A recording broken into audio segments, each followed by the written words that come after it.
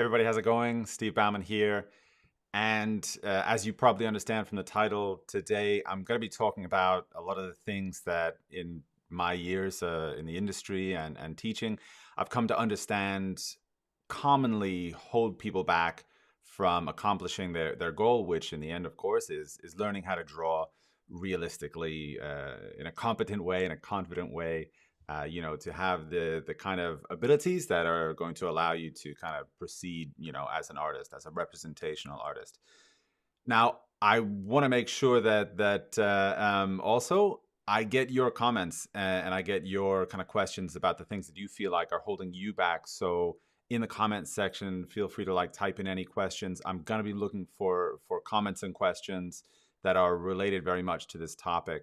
And yeah, like I said, comments or questions. I also want you to kind of share your thoughts about things that you feel have helped you kind of get over the hump, so to speak. I'm also going to be sharing in this live stream what I would call the kind of drawing education best practices as I see them, right? So I'm going to go through basically a kind of step-by-step overview of what I feel like would constitute like a healthy working relationship with your drawing education. So we're going to talk a little bit about the resistance, but we're also going to talk about hopefully some solutions. And then at some point during the stream, I don't know, probably it's going to be at the end, but I will reveal a before after. So I've been asked like a million times about, oh, what was your student work like? And I've been thinking about, God, I don't like have almost any of it hanging around. But what I did locate was a drawing that I made probably over 20 years ago. So a portrait that I made over 20 years ago.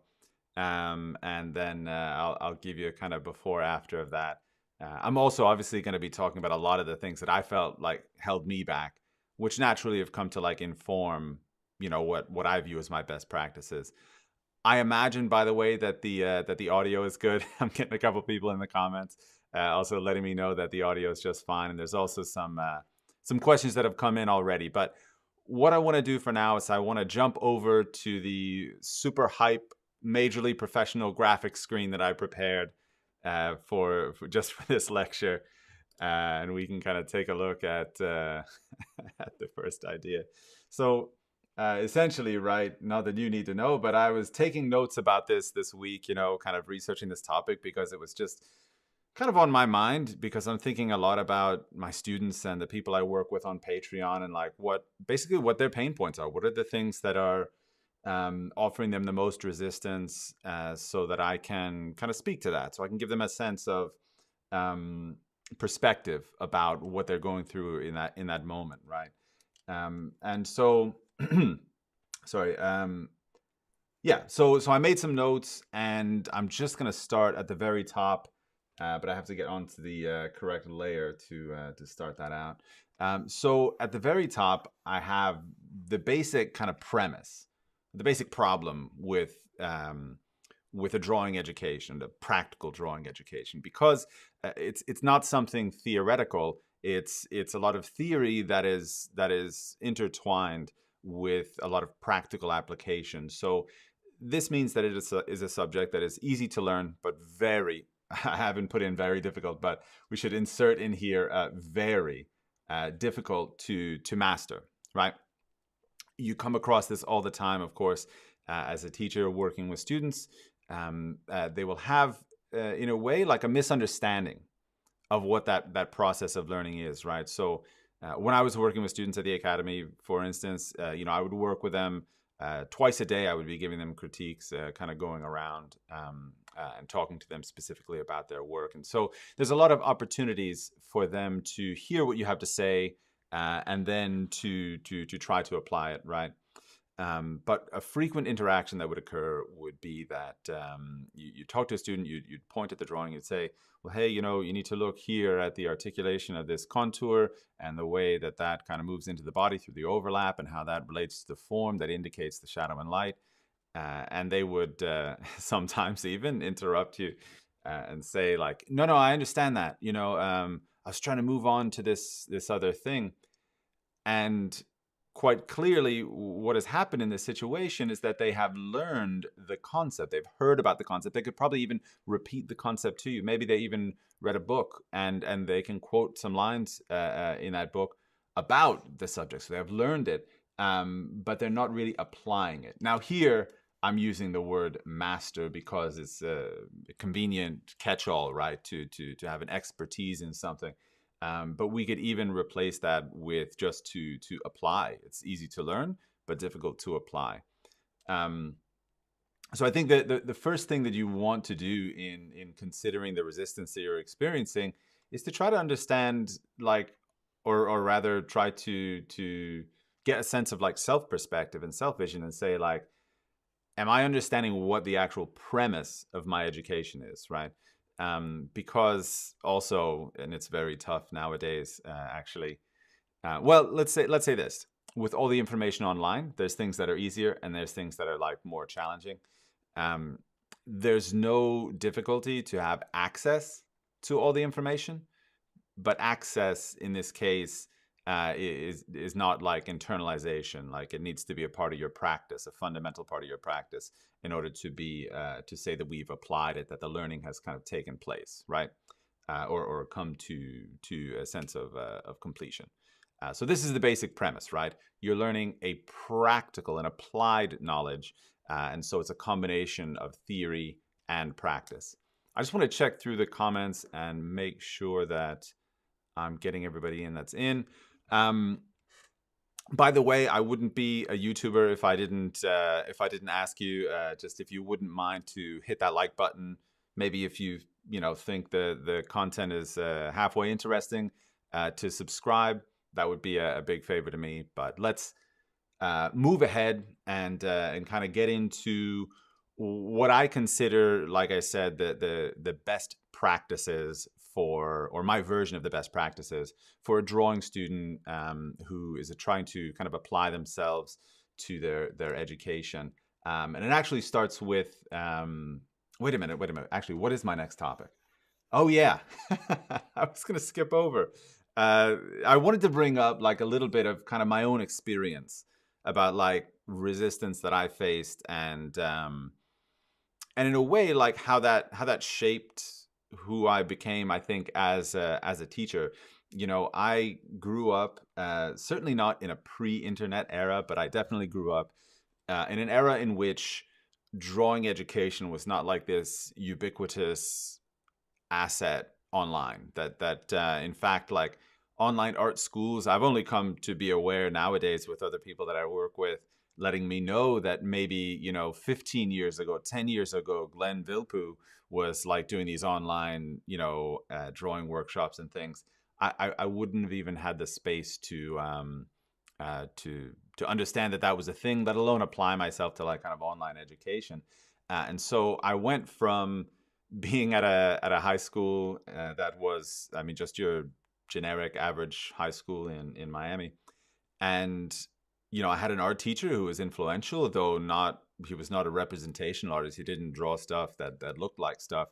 And I had some kind of urge for realism. Not that anybody I knew drew that way, or any teachers that I worked with drew that way. And so all I had basically was the kind of hive mind consciousness available to me of like what was supposed to happen. I knew that there was talent involved. I knew that probably from from watching movies like Titanic, where Leo DiCaprio's like this traveling artist, that I knew that artists were just supposed to like do their thing, right? Like he could just draw really well, and that's how it was. He had no there was no backstory of Leo DiCaprio's drawing education in the movie Titanic. He didn't tell us what school he had studied at, who he apprenticed with, what materials he was using, what paper was Leo drawing on. We don't know. Anyway, the point I want to make is that I was a blank slate. I really had no idea. And so even when I went to college, I went to like a small art college in North Florida. And I think they were kind of the only place that would have me, because back then, of course, I couldn't draw like at all. So I don't think I was actually even accepted to a lot of colleges that I'd applied to. But what I wanted to say was I arrived there with the expectation that I'll come to this class and I'll go through, figure drawing 101, and I'll go through, whatever other courses, that were put in front of me. And then I would have the skills necessary to be a painter. Um, it was unfortunate for me to understand that eventually that's not the case. I went through figure drawing class. I got a decent grade, probably a B in the class. I don't think I was certainly not the best in the class by a long shot. But I drew, I applied myself to it. And at the end, frankly, I was really no more competent than I was at the start. And I can go back and kind of diagnose exactly why that is. I think it was the nature of the curriculum as it was presented. But that's kind of another story. So after going through all these classes, I kind of thought, well, that's it, right? Like that's the drawing education. So I'd look then at books and other contemporary artists, and I would say, well, like they draw really well, and I draw like not so good. But I guess that's just kind of where I'm at.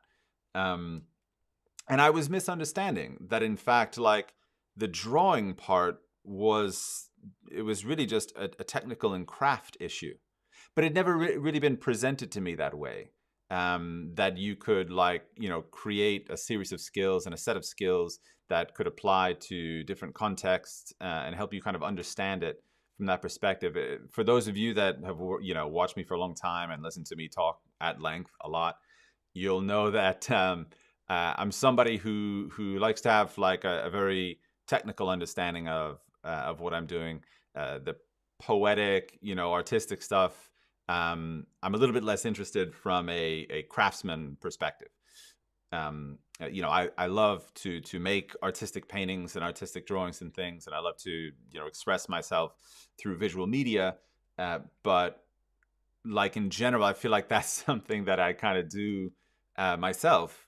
And this is another conversation, but in some ways, I feel like big art ideas are probably, they can sometimes be betrayed, I think, by talking about them, because we're trying to take something that is so emotional, so like inside, and so much involves, the experience that you're having with the artwork, like on a personal level, that it's hard to dice that up into language, which is a totally different medium. But I digress. Um, and by the way, a bunch of you are chucking in your comments and questions. I'm going to get to that. I just want to get through this part. Maybe I'll address a couple of them before or after I introduce the kind of next part of this this presentation. So yes, the way that I almost didn't learn to draw was that I went through drawing classes, and I felt like, frankly, a clear path towards mastery was not presented to me. There wasn't like a beginning, middle, and end. It was just kind of like a panoply of places you could go if you could get there. So we were taught to there was one class where we went in and we were given like a sharpened stick and some like an inkwell, and we were like meant to dip the stick in the ink and like draw with that. And then there was another class where we just piled a bunch of stuff in the middle of the room, and that was like a still life drawing. So we all just drew that with whatever medium we had. And there was another one where, I don't know, there's all these like assignments, right? And then the model would come in, I think like at the end of the term or whatever, and we'd draw her for like 2 hours, and that was like the really long pose. So anyway, it was not a very strategic learning in my experience. I guess the teacher's idea was that they would introduce us to a lot of different types of drawing, which I understand now is a great way to not really be able to drill down and learn actually how to draw. So let's move on. Let's move on to the next thing, and I want to just introduce this idea first. So you can see, by the way, the clarity of my note taking, I think, is fantastic here.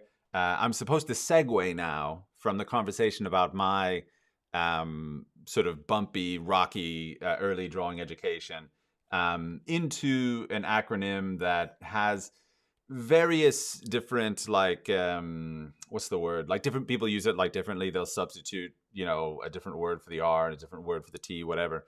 but I've kind of selected it to be, like what I needed it to be, like for the purposes of this conversation. But each one of these is like just a kind of, well, actually, just to get to the first one, they are like specific allusions to things that I think can be influential in how you apply yourself to this education. Now, just to say, like with respect to the title of this episode of why most people don't learn to draw, um, there's probably so many reasons. I'm a solution oriented person, and I want to talk about, like, I think the most common or most kind of universal path that I could recommend to make sure you can learn to draw. So we're going to talk really about the alternative. We're going to talk about how we get to a positive trajectory on our drawing education. Which, by the way, FYI, just if you're not reading all the literature and you're not like, familiar with this art educational scene, most of the problems that you face, just by the way, FYI, they're pretty universal. Like just about everybody struggles with self-doubt and imposter syndrome. Most people deal with, sometimes a crippling lack of motivation, discouragement in that you're making work that doesn't reflect where you think you need to be. Like all of these things are things that everybody else that's trying to do this at your level, they're also experiencing. Maybe there's that one mythic one out there that doesn't experience any of this stuff. And I say, bless them, fantastic, but that's not me, and it's not most of us, right? So first of all, you can understand you're very much not alone, and you're facing a practical problem 99.999 out of 100 times. It's not that you're lacking in the ability to do it at some level. By the way, I do want to mention here, right, within this premise, I'm not saying that just taking a practical approach to drawing will turn you into Michelangelo. That's not what we're talking about here. I'm talking about getting to a level of competency in drawing to where you can apply yourself to different situations and adapt and eventually have the skills to make the artwork that you want to make. That's as far as I feel like a good proper education is going to take you to. The artistic stuff is going to be built on top of hopefully a fantastic foundation, right? So like most of what drawing education wants to do is get that foundation for you. So if you feel like you're a beginner, yeah, like that's where it is. Like being a beginner is getting the foundations, and that doesn't make them any easier, but that's just the cap. That's where we're trying to get to. So when I say like you want to be specific about how you take your education, first it means you need to be able to unpack and understand like basically the kinds of skills that you need in order to negotiate this accomplishment, right? So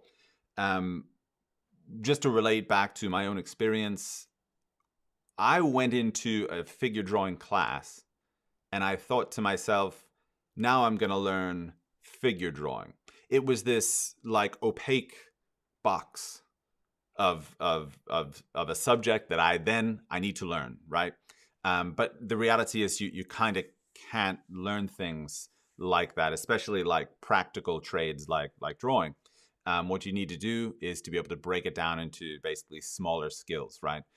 So first, you need to learn a bit about your materials. You need to learn a little bit about the way that the world appears to the eye. Basically, we're talking about understanding the composition of shadow and light, and also the elements of the visual impression, right? So breaking this down into all these parts, then we need to talk about like the actual technical skill.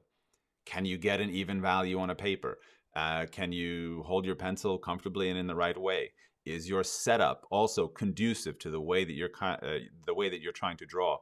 All these things are like individual tracks that are all having an impact on the acceleration of your skills, like together, right? Now, the culmination of all this stuff, eventually that becomes figure drawing, right? That becomes how we become proficient at that subject.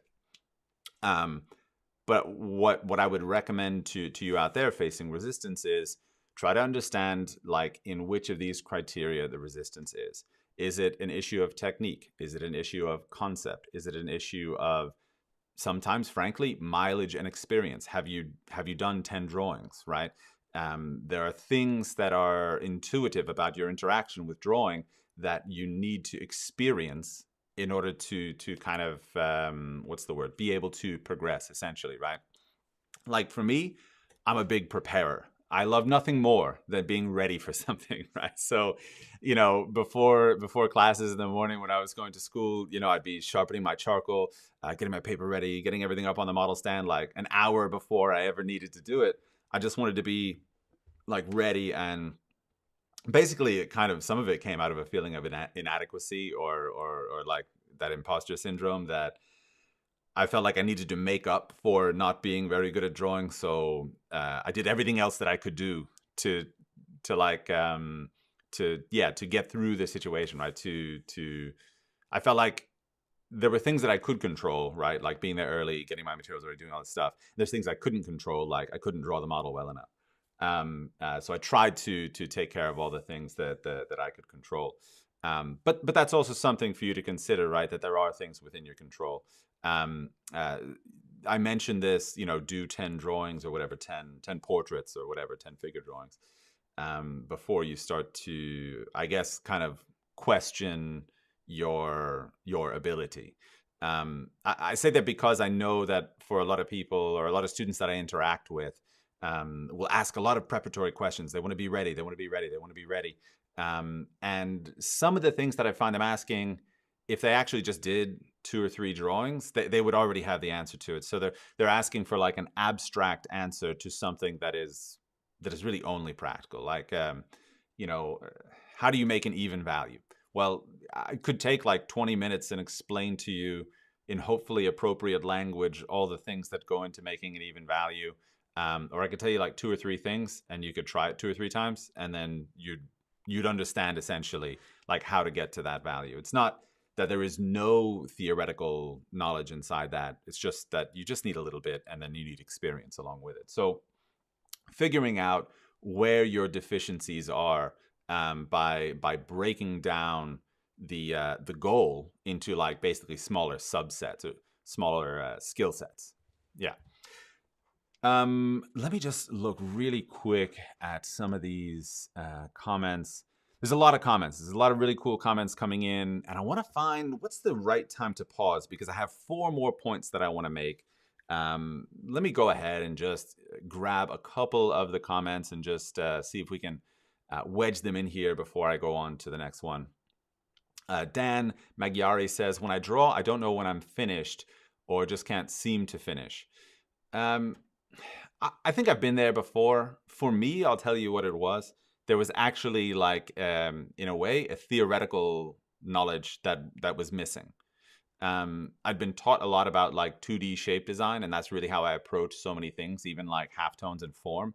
For me, like I was applying myself to that through 2D shape design, when in fact, what I needed to do was focus a little bit more on form, which has a really high degree of impact on how we perceive like a finished piece, whether we get that true sense of like volume out of it, or even, by the way, like a hint of volume sometimes is enough to take the drawing out of the place where it feels unfinished and into a place where it feels finished. If I had understood that many years earlier, a lot of work would have been quite a bit easier for me, or easier to finish, let's say. Alexandra Wojtera, I get the feeling that might be like a Polish name or something, and there's a J in there, and I don't really know how to say it, but Alexandra says, a lack of faith, constantly having doubts that someday I will be at the level I want. Yeah, I mean, those doubts, do they go away is a fair question. Or do they simply like diminish in their volume the more you've drawn? Like I always kind of felt shy of, like, I still feel like shy of the goals that I want. I always look at my work and go, oh, is it enough? Is it big enough? Is it bold enough? Is it iconic enough? Is it doing all the stuff that I want it to do? And generally the answer is like, nah, not quite. It's not really there. Sometimes it's closer than others, but you have a feeling about that. But this is something that I can assure you, right? And I'm going to guess here, Alexander. I'm going to guess that if this is portraiture we're talking about, you're in the, I've done about 15 to 20 drawings of portraits, not 100 plus drawings of portraits, because I do feel like with a volume of experience, some of these things, what's the word? Like the you just become inured to them. Like they just seem less important. You're just busy doing the work, and you understand that you kind of always feel that way. It's like your pain tolerance rises a little bit. Yeah. So it's not so much like how do we get rid of it? It's just how do we cope with it and move forward, which sounds a little bit like we're surrendering, but not really. I mean, life is hard. Life is a struggle. Your work is going to be hard. Your work is going to be a bit of a struggle, but it's going to be satisfying too. So that's maybe the antidote. Rumen Plemenov says, biggest problem in improvement is having too high expectations and expecting smooth sailing all along. This is absolutely going to be something that we cover in the S.M.A.R.T acronym, but that's going to be a little bit later. Agassi Reyes says, my biggest hurdle to overcome is probably working with certain negative emotions. It's hard to work when I have those. By the way, I'm 41 now, so like I know I'm officially like old. I can no longer be like a young, cool guy. But I can say like back when I was 24 and just going into school, or even before that, when I was, 18 and going to college, um, my emotional world was way more of like a roller coaster, of kind of peaks and valleys than it is now. Some of that's age, some of that's I think kind of experience. There's also a tendency maybe for artists that we self-associate with the work that we're doing. And while I don't think we ever need to like totally sever the tie in between that, I do think that we need to understand that we need to like zoom out from ourselves a little bit and look at ourselves from a distance, because we are people that are trying, we're people that are working hard, we're people that are applying ourselves to things, and we're struggling. And what would you think of yourself from the outside if you saw yourself, right? You would take some kind of sympathy on the fact that you are at the beginning of your journey and you are trying really hard and you are doing the things that you're capable of doing right now. But also you would say like, oh, this person, they're going to grow, they're going to get better, the time is going to pass, they're going to gain more experience. So I think seeing yourself from a bit of a wider view, at least for me anyway, I'm not a psychologist. I can't offer any mental health tips. Please, I could never. But I do know that as an artist, like I didn't look at myself like that as a student. I was really like consumed inside my own like tunnel vision, and that's where a lot of unhealthy thoughts came from. Let's see. Sopan R says, yeah, wait, well, that's a question that's a little bit off topic. Wow, a lot of questions coming in. I'm not going to get to all these right now. I'm going to jump back to them eventually, but let's do one more from Daniel Morris. Says, the other big reason people don't draw, many think art has no process, yet most also think the very opposite about music. They know that everyone needs skills to play piano, etc. This is so true, and it kind of speaks to something I was bringing up at the beginning of the stream. We need to. I talked about how like figure drawing, in a sense, when I went into my first figure drawing class, was a bit of an opaque space. Like I didn't really know the skills that were inside it that were necessary to actually make the whole thing work. I was just aware of the facade. I was aware of the big idea of figure drawing. And that's something that made it so difficult. As when you look at it from that perspective, it's kind of like you can or you can't. Whereas, music, and I use this metaphor all the time. Cornelia, my wife, uses this metaphor all the time talking to students. Think about it like playing the scales. The scales are not music, but music's not possible without the scales. If you don't learn to like play the scales on a piano, which, by the way, as a child, I learned, middle C and how to play the scales. It's like as far as I got in piano. I'm the worst musician on the planet, probably. But I learned to play the scales, and that metaphor, that understanding that the scales leads to, in the long run, Beethoven, right? You can't get to one without the other, and because of various factors, right, that maybe are the issue or the subject that would be great for a whole nother live stream. There was a breakdown in representational art education in the West. We're talking in Europe, we're talking in America. As far as I understand, in China, Russia, etc., it was a little bit less broken. But there was a period of time in the West where, you know, well, it's referred to essentially as the twilight of painting. If you want to look up the book, I think it's by Gamel. I wrote a book called The Twilight of Painting, actually talking about this breakdown in the generational understanding of the principles and properties of like a proper drawing and painting education. But that's another story for another time. Let's dive into the next part of the acronym, and it is measurable, right? So when we're talking about measurable, one of the things that can betray us a little bit is really, let's say, making inappropriate comparisons or unproductive comparisons, comparisons that are not like commiserate with your like the place along your journey, but also not maybe having a full understanding of the criteria that we would use to kind of evaluate something, right? Just like I talked about kind of targeting your skills. In a way, when you evaluate a drawing, and when I'm like critiquing a student's work in either a group critique or in a one-on-one situation, what I'm doing often is not looking just at the whole picture, but I'm looking at the various components and applications of concepts within that picture. So you can have a drawing that has a really terrible sense of values, but a decent sense of construction. You can have something that has a great sense of values and a very poor sense of design. Now, when you look at your work, probably sometimes you just think like, all of it's poor, all of it's terrible. But I would encourage you to try to split your evaluations into like appropriate language.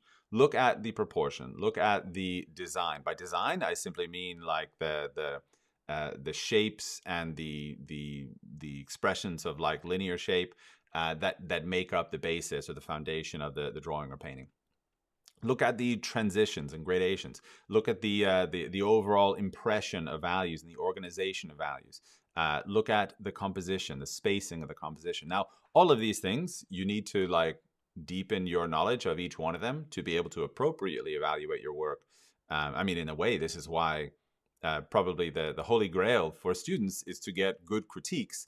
Sorry, wait, let me back that up. I just lost my train of thought.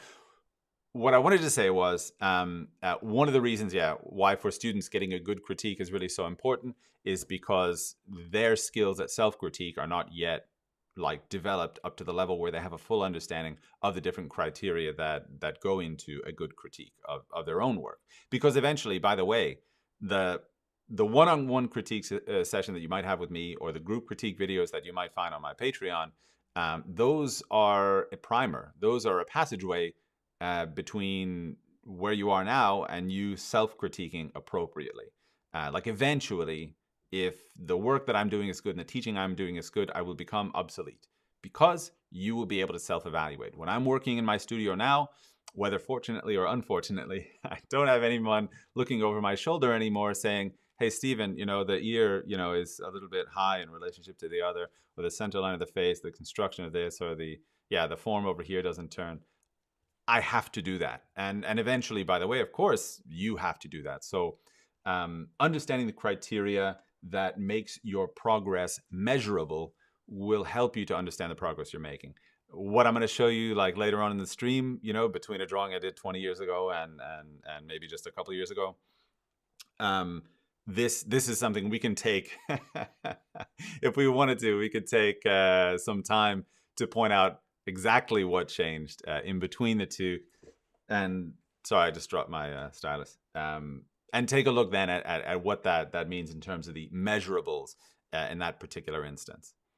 Let's do a couple more comments and questions here. Guardian GI says, I cannot make myself learn properly like in an art school because I quickly lose interest. Yet when doing something on a whim, let's do this because why not, I have a burst of productivity.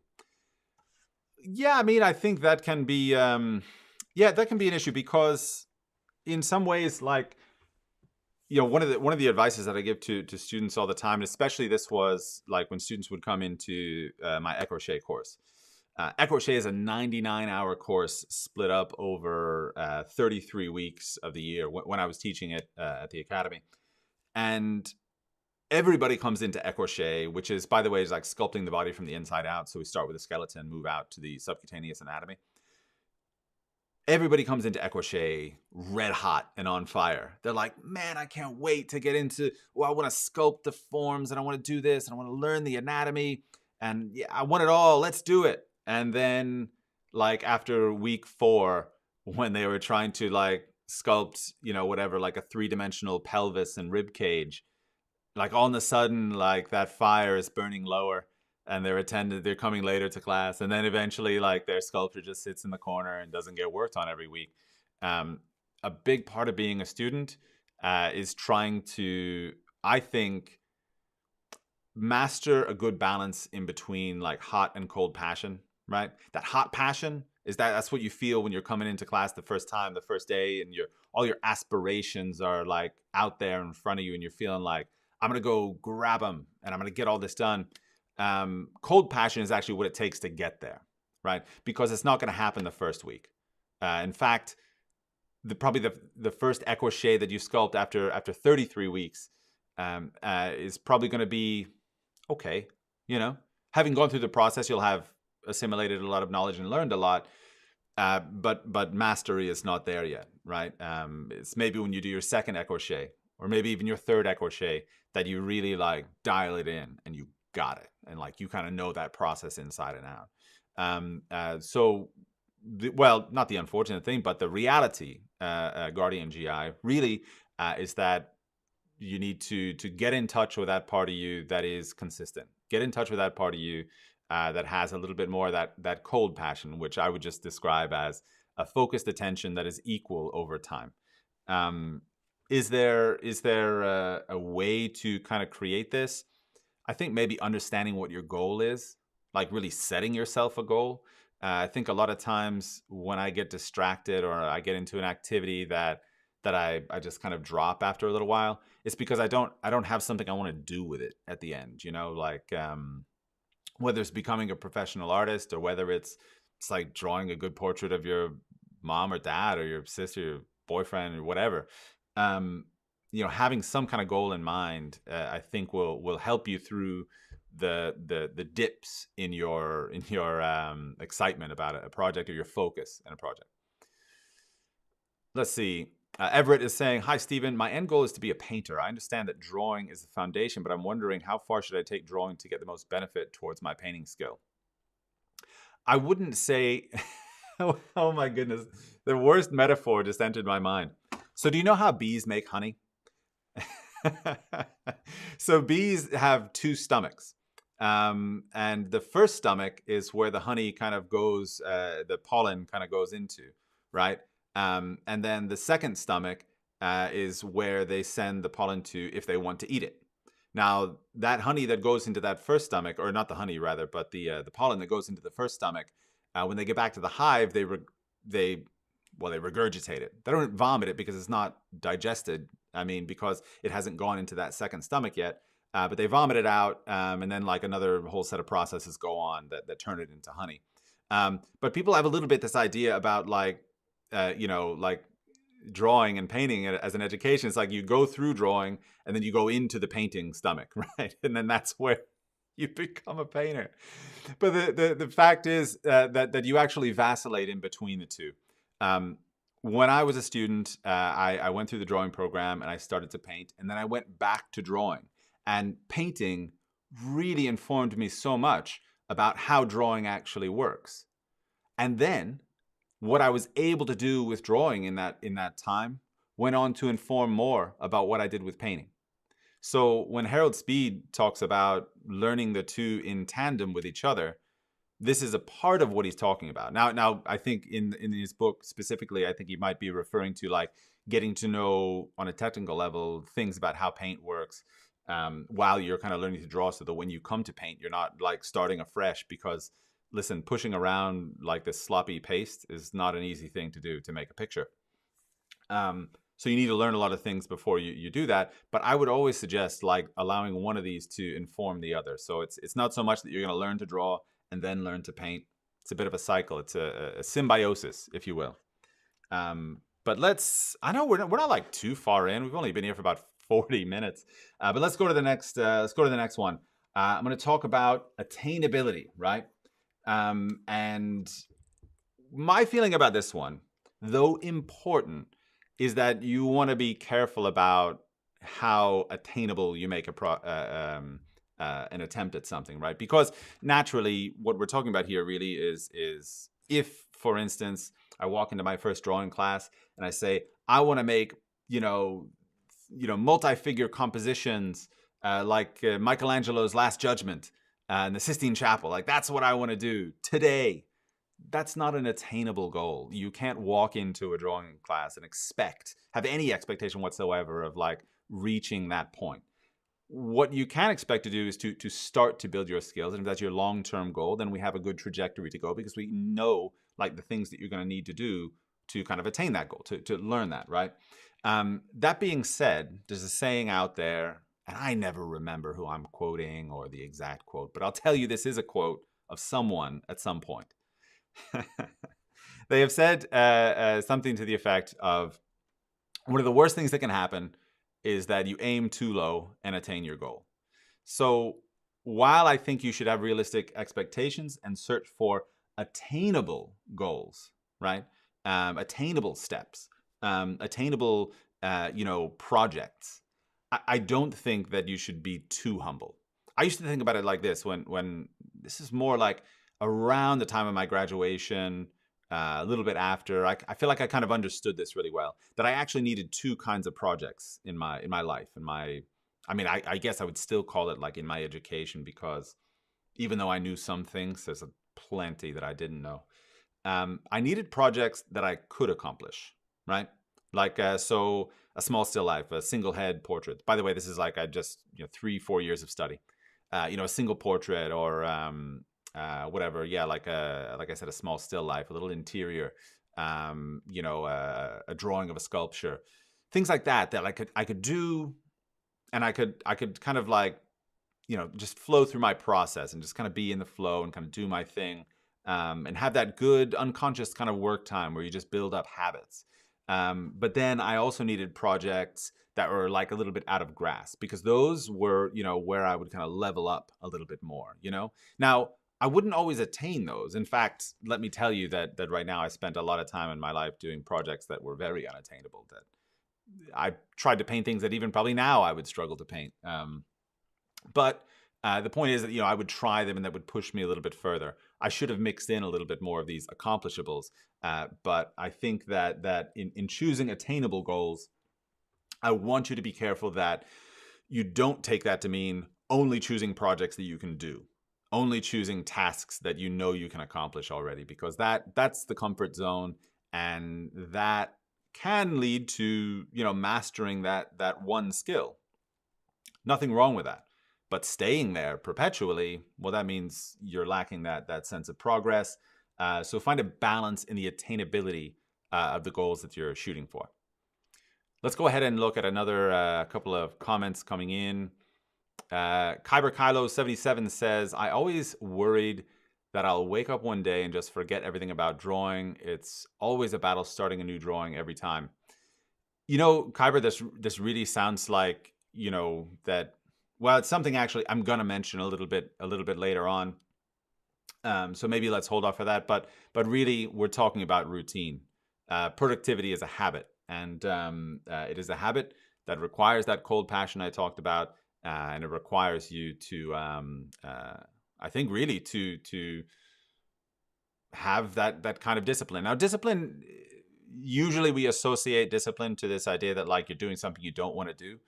But having the discipline to understand that the outcome is what you're after, not what you have at the start. Like every time I go out jogging, right? I hate jogging in some ways, but I go out jogging and I do it because I know that after jogging, I'm gonna be like, yeah, I jogged.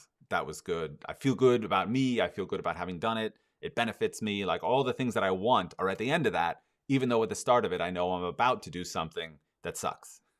Essentially. Let's see. Timothy Rodas says, for me, it can be overwhelming amount to learn: anatomy, gesture, values, color, etc. I have focused on the fundamentals as much as possible over the past year. Tips on prioritization. Yeah, no, this is good, because also like this specific aspect, in a way, with specificity, we're also talking about levels, right? So when I started making the Atelier tier, which is a mirror of my experience going through an Atelier education, I wanted to be conscious that at every level, I wanted to make sure that you could have what you needed at the time. And that's what, for instance, if you look at the microcosm of Bargues' drawings, what does he give you first? He gives you first a dichotomy of shadow and light. He gives you linear contour and just the barest amount of transition, or the barest amount of kind of softness in the edges. Because the skills that you're building, those are the raw materials for them. Later on, in the Belvedere torso, right, you have a multiplicity of different effects going on, more than I'll talk about here, but tons of them, right? And he knows that you need them all, but you need them after you've gone through another set of stages. So, Timothy, I think what you really need, it's something I haven't mentioned here, but one of the things you do want to make sure that you do, whether it's me, someone else, it really all depends upon what your goals are. Finding an expert to assist you, guide you, at least determine for you, or offer you a kind of trajectory, a kind of a linear passageway that you can take that will build your skills. Because of course you are in this moment where you don't know what you don't know, and you also don't know like what's important at what stage. So absolutely, it is about prioritization. I would say, just off the top, anatomy is something you can save for after you've learned to draw a little bit, because in a sense the anatomy has to be a part of your drawing, and you're going to need to like draw in order to learn the anatomy like in the proper way. So let's put that a little bit after. I think that focusing on basics of shadow and light, focusing on proportion and measuring, which is to say like learning comparative measurements or some method by which you can break things down, learning about simplification. These are things that I think are really kind of important to start. But also make sure you have like a target drawing in mind. Who do you want to draw like? Which I know we all want to draw like ourselves, and it's all our individual expression and all that. But that's in a way that happens a little bit after the education. You should just know that maybe the teacher that you're studying with or taking your recommendations from bears some resemblance to the kind of work that you want to make. There are teachers, by the way, that make whatever crazy work but can still teach fundamentals. That's totally fine. I'm not saying you can't do it, but as a student, if I'm thinking like buyer beware, then I'm gonna say, look at the instructor's work and say like, that's one way I can know that this process is meaningful. Like in college, I had a painting instructor that was like a splatter painter. Now he could teach a little bit about representational painting. I mean, I'm not saying I learned a lot, but maybe he could. But the reality is, like, there was a difference there. If I would have looked at that and understood at the time, oh yeah, he's not going to be able to get me where I want to go, because my goal is way past, splatter painting, right? So let's jump back in. I'm going to do one more of these before I kind of go into the other questions. The relevance of what you're learning is a little bit what I was talking about a moment ago to an answer to a question. When we say relevance, what we're really talking about is, where are you at and what are your needs like in this moment? Take, for example, this idea of like learning anatomy. If I've never jumped into drawing and I'm learning about, the veins on the side of the head, and I'm learning about, subcutaneous fat pads, and I'm learning about, deep muscles in the abdomen, how much impact is that having on the skills that I need to build at the start? A lot of energy, time, frankly, like spirit and interest are wasted and lost. Or wasted and lost. All right, that's too strong. Forgive me. Wasted and lost is too strong. Let's say spent not as effectively as they could be by students who are just starting out drawing, right? When you need to focus on just the basics. Now, with the same respect, when you're progressing through, again, like choosing projects that level you up, this is another way to be relevant to your point on the journey. Now, this is one kind of relevance. Another kind I would say is really to try to understand that different art forms require different trainings, right? So let's say that you want to go into the world of like concept art and like digital painting, right? There are definitely things about the basics and fundamentals of drawing that for sure 110% apply to what you need to do. There's also a whole other bag of things that actually don't, right? So when we come to talking about like the technical application of different media, right? Like charcoal, sanguine, whatever. Yeah, that's not really going to funnel you into the kinds of skills that are going to apply most to what you're doing. Also, things even as subtle as whether you want to be like drawing a lot from memory versus drawing from reality. There are also going to be skills that are required to do that are actually not oftentimes in an education that's related to like observational drawing, right? Like all this canons of proportion stuff, basic massive forms of the body, like those things. I never learned those like going through, my initial education, because the expectation was always I'd have a model in front of me. So just kind of make sure that like your targeted art form, that you understand the skills involved in that, and that you're going down an educational path that is going to run you across those. Now, on the other side of that, let's be totally fair and say that like cross-pollination is really great. And some of the really great, digital painters that are out there, I'm thinking now of somebody like Craig Mullins, has a strong foundation in like analog painting, as I understand it. I've never talked with him, but, I've heard a little bit about him. And some of the great things about his digital painting come out of like an analog inspiration. Right. So let's go to another one. Sketches by Shanoli says, here in India, the scenario is really different, but these days YouTube has changed it tremendously. The information is out there, people, for sure. And, things like YouTube, things like Patreon have really kind of changed the game as far as art education goes. A. Simeon asks, how not to be bored? Mix it up, do personal projects, do croquis, figure drawings. So a suggestion. Of course, how not to be bored. Definitely like keeping yourself challenged is a good way not to be bored. In this instance, I think that does involve like drawing at different speeds, maybe is the best way I would think of it. Like sometimes I need to do like 5 or 10 drawings in a week. And like that's really what's going to get me going. Other times I really need to settle down and settle into a piece that's going to satisfy me like on another level. Let's see. Other questions coming in. Wait a minute. I just skipped past a bunch of them. Hold on. Let's see. This is like got to be the bummer part of live streams when I'm like looking for questions, just like staring down at a screen. Let's see. Tank Lover says, hey, Stephen, how do you deal with ADHD while learning to draw? I want to learn portraiture by myself, but having a hard time. Especially when I'm working a la prima. Now, again, I mean, specifically dealing with ADHD, I don't know. I do feel like I'm a little bit more scattered than some people. Also that, I have a lot of different things on at the same time. So I rarely get to be just one guy, just get to be focusing on one thing. So I'm always getting torn around to different stuff. But I'll say that actually, like when I'm working a la prima, which is like making a painting in like 4 or 5 hours, I find it's really, really important actually that I get up and I just go like walk around, like eat a banana, like go water a plant, something, whatever. Like I get up and do that and I'm totally like in another mind space, and then I jump back into my painting and like I churn, chuck on some music and like just churn as much as I can. And then there comes a time when I just go like, no, I'm like, my focus is diminished.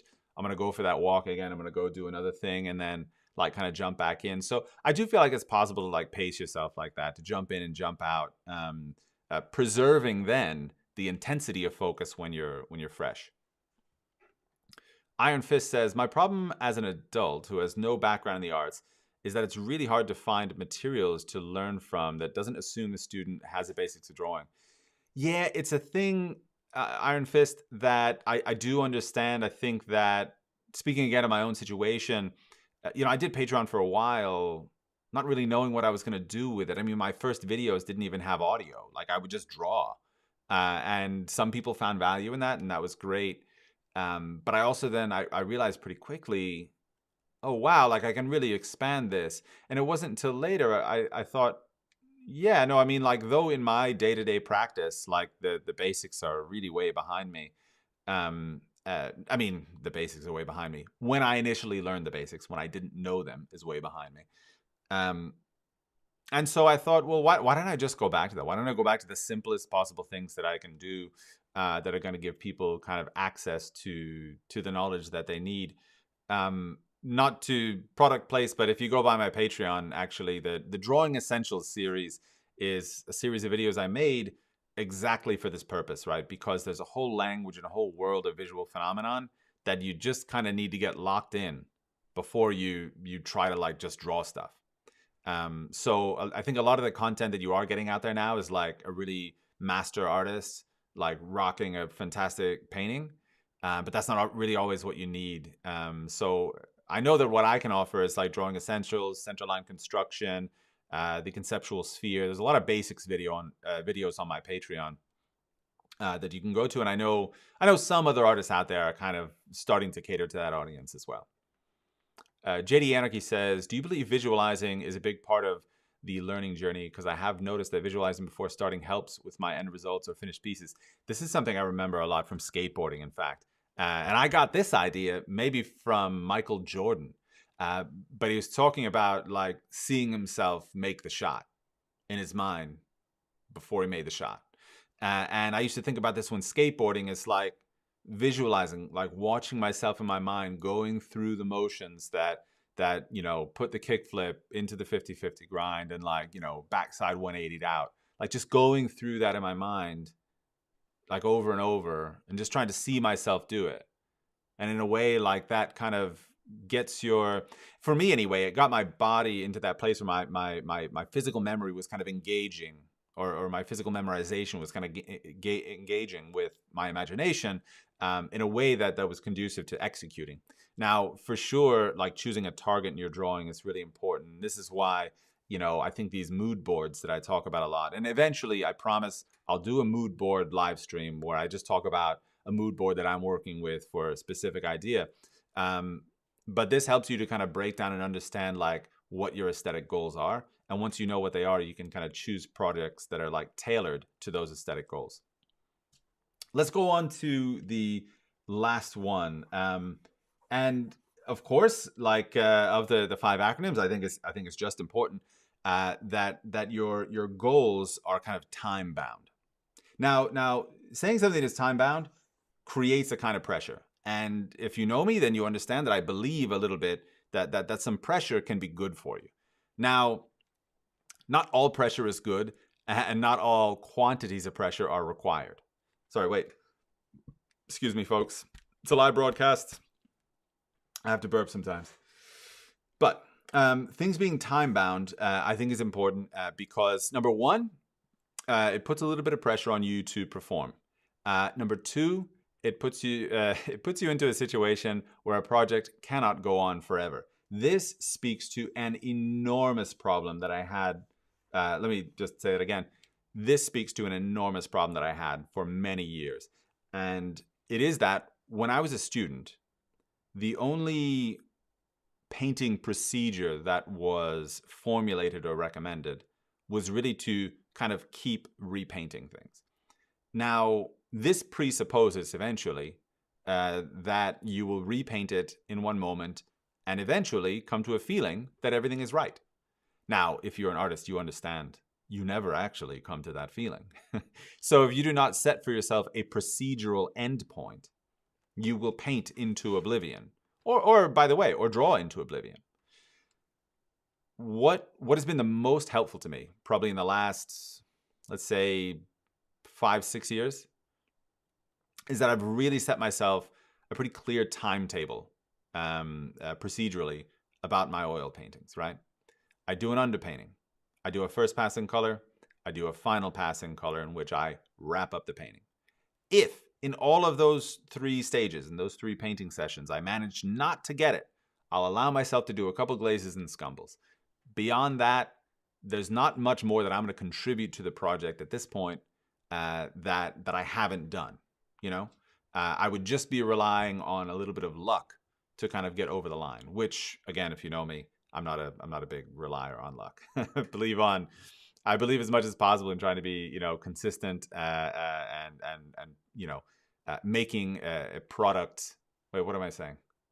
Um, sorry, it's been a lot of talking. Let me just wrap my head around that one for a second again. I believe a lot in consistency and an even application of effort in a process, and relying on repeatability and practice and mastery of that process to get you to a product, rather than just, I painted it for the 50th time today, I nailed it. That to me doesn't seem like an effective way for a student to work. In addition to that, setting work times. I wish I could say that there's a way around this, that we can just jump in and jump out and manage to have a good drawing education. I think that the fact of the matter is, this is one of the really big ones that affects just about everybody. When you reflect on the topic of this live stream, when I say what was the topic? Why most people don't learn to draw? This work times is probably one of the biggest ones. And I know, I totally can relate. Now, I don't myself have kids, but in the last year and a half, I've been dealing with an international move, running a business in 2 countries, international tax law, and assimilating into a totally new culture.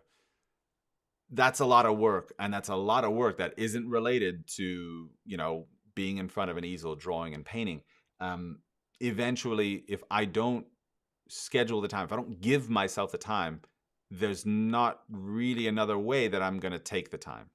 The best thing that I can say about this is, even if you give yourself a small amount of time, it's better than giving yourself no time at all. The more consistent that time can be, the better. When in the day do you tend to have a little bit of time? Can you give yourself a small section of that to dedicate to the work that you have?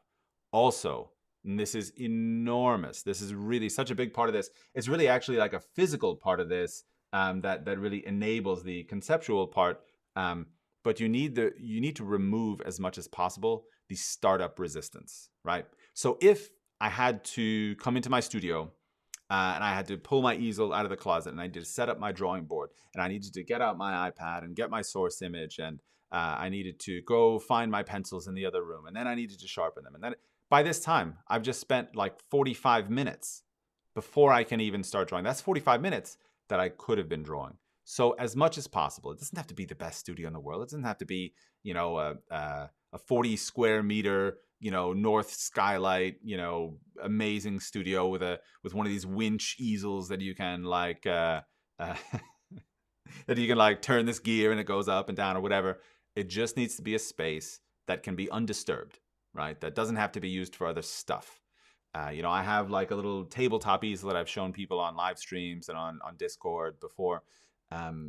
That's something that I can just put up here, turn on my camera, and I start work. That's the only way that I'm able to be productive in the way that I am. And if you do follow me a lot, you understand I'm producing all of the time. And it's not just artwork, it's video content as well, which has its own problems. But what we're really talking about here is workflow and taking things out that are impediments to that workflow. A really big one is that startup resistance, right? If you have to set up every time, this is going to be a really hard one to negotiate. So I suggest that you find a way to get past that particular pain point.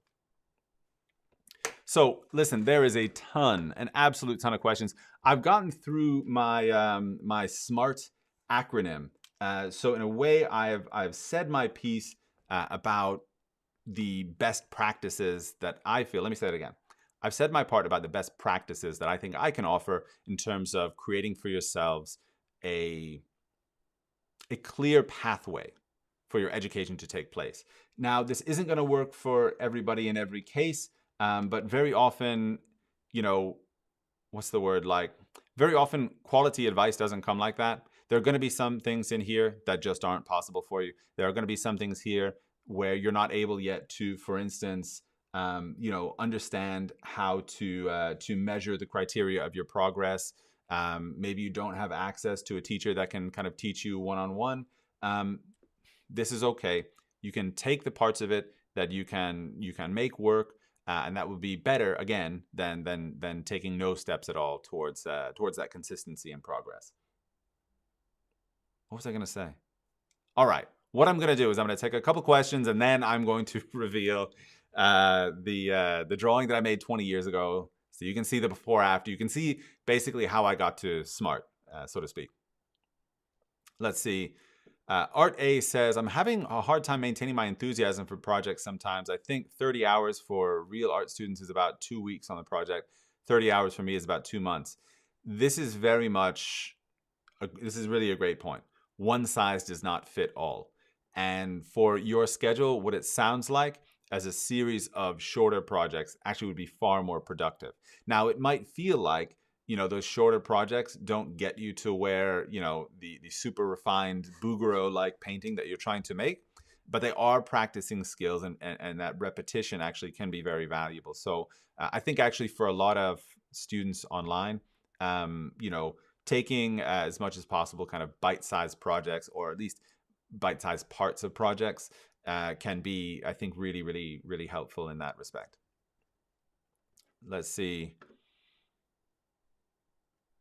All right. Valerie Andrade is saying, I have an older brother that was the one who could draw. Now I understand that his drawing was better because he was 6 and I was 4 years old. I've been flirting with art my whole life and only now learning drawing. Well, welcome to the education. Carmen Priest says, I started drawing portraits 3 years ago, and the more I draw, the better results. By the way, I'm 70 years young. When I look back at the first drawings, I wonder how I thought they were good. By the way, this is another thing.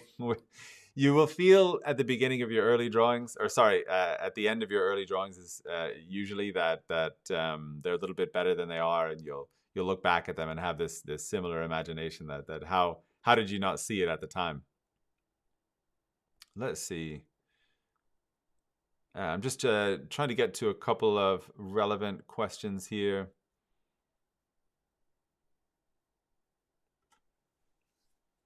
All right.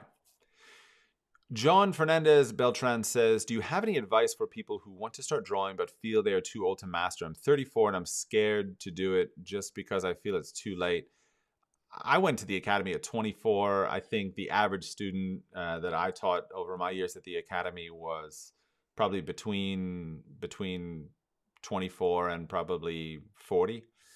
So for sure, it's not too late. It just means that, again, you need to be effective. One of the things that I wish I had at 24 was the maturity I had at 34. Frankly, to understand like how difficult it is to learn things, how to respect the process, how to respect the concepts, and not like at 24, I was like, I'm going to come in here, I'm going to learn to draw in a hot minute, and then like I'm going to be great for the rest of the time.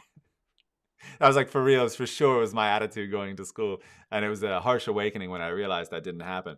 At 34, I don't think I would have made that assumption. So what you have lost a little bit in time, you've probably gained in maturity and kind of respect for the process. Let's see. What else have we got here? All right. All right. So wait, I think it's time, folks. I think it's time for the reveal.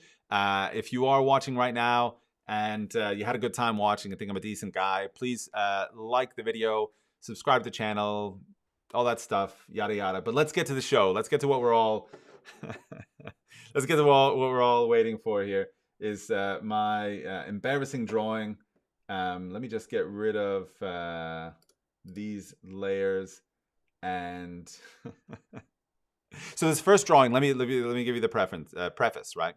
This first drawing was done when I was probably 18 years old. This would have been in my first figure drawing class, my first proper figure drawing class. The drawing that is next to it was a drawing that I did in preparation for a show that I had, an exhibition I had in 2018, right? So I was born in 1980. When I was, let's see, when I was 18, it would have been 1998, and then the next one is 2018. So yeah, about 20 years in between these two, and this is what I was working with. So by the way, let's just say this. I know that this isn't like the worst drawing that's ever been made in like the history of drawing. Um, there are some things about it that I think are okay. In fact, one thing when I was setting this up, I had this moment of going like, wait, what? But by the way, I did look specifically for when I found this one by chance. I looked for something that also was in profile, so I wanted to find one that would compare favorably. Look at this for a second. Look at this like dark value that I put around the contour of the face. Did the same exact thing here and here. I couldn't believe this when I saw it. That I was like, wow, like young me had some like vague intuition that putting that dark value next to the contour would kind of bring the face out a little bit. And honestly, I haven't looked at this drawing probably since I put it away. All the way back in whatever, 2019. And so like it was like a big kind of, I don't know, kind of big thing to notice that there was some similarity there. You can see also like in a lot of ways, a lot of the things that I didn't know about value, about technique. I mean, I could go on, but suffice to say, a lot of growth has occurred. And nowadays, looking at this, I can have like a fond memory of that guy making that drawing. But it does go to show, for me, by the way, it was a very long road to get to this. I know it probably, seems like when you put these two pictures next to each other that it was always bound to happen. If I'm honest with you, in my art education, things got better, or sorry, things got worse before they got better. Like when I was looking for this, I found some other paintings that I had made like after this, and I had gone to like art school for a minute, and so I thought like I had gained some knowledge of like what art making was supposed to do, and frankly, like my skills didn't advance for a long time, mostly just because what my experience in college taught me was that either you kind of have it or you don't. And, you're just, that's how you draw, you just give it a shot. And if it works, great. If it doesn't, whatever. So skill building was not really like a part of my vocabulary till much later. So later when I went to the academy, within like the first month, there was a massive amount of progress, right? Just because I was seeing things that I'd never seen before, hearing things that I'd never heard before. So that happened rather rapidly. So like I would say like on the timeline, right? If we think about like how this education happened, on that timeline, I think for a long time the skill was like down here, and then it hit this point where these ideas were like introduced to me, and like after that, there was a very steep upward climb that was followed by maybe like a slower, not quite plateau, but what I'm hoping, and as I'm 41, what I'm hoping is still a trajectory that's pointing upwards, even if it's little by little. So this again maybe is a crucial takeaway from this example, is that if you're looking for that advancement, you do need to introduce yourself to the right ideas. You need to introduce yourself to the right kinds of process. Now, with that, this comes from like focused work. That's where the acceleration comes from, using those ideas that are well, let's say useful ideas. I don't want to say correct, right, wrong, whatever, but useful ideas, and then accelerating them through repetition. That's how you get to that space up here where you're working at a higher level. And hopefully, if you're studying the right way and the right ideas, you're always improving, right? I don't want to stop at where I'm at 41. I expect 51 to be much further along than what 41 is. That's the goal that I set, for the internal goal that I set for myself. But anyway, folks, listen, I really enjoyed talking to you about this, and I'm glad that you all kind of stuck with me and chucked in your questions and comments. Again, if you love the content, like and subscribe. That really helps me out. If you're interested in learning about my teaching and so on, there's a link in the description of this, or there should be a link in the description of this, to my Patreon page. $10 gets you tons and tons and tons and tons of lessons. And if you're starting out, if you're a beginner and you're trying to figure all this stuff out, the Drawing Essentials series is where I would recommend you to go. 3-part series, a lot of lecturing and a lot of diagramming about the kinds of ideas that you need to know to kind of get started down your road in a hopefully very efficient and positive way. But listen, thank you everybody so much, and take care of yourselves.